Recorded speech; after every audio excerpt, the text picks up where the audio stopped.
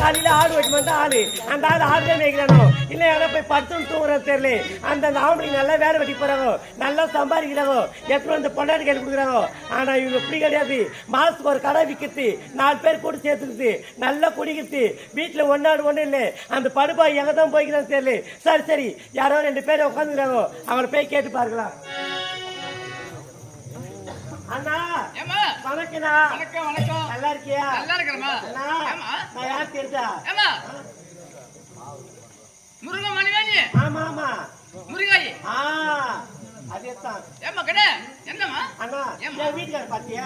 அடே உங்க வீட்டுக்காரர் கேக்குறியா ஆமா ஆமா வீட்டுக்காரர் வந்தாரா என்னடா 200 ரூபாய் வாங்கி வைக்கிறாமா எதுக்குண்ணா நல்லா பாட்டுல நீதான் வாங்கி வைக்கிறான் சரி அந்த ஆளுக்கு இடம் நீ குடுத்துட்ட நீ யாரு பாத்து குடுத்த நீ எல்லாம் உந்து பார்த்து தான் ரெண்டு பாத்து குத்தியா என் முகத்தை பாத்து முகத்தை பார்த்து கொடுத்தமா சரி சரி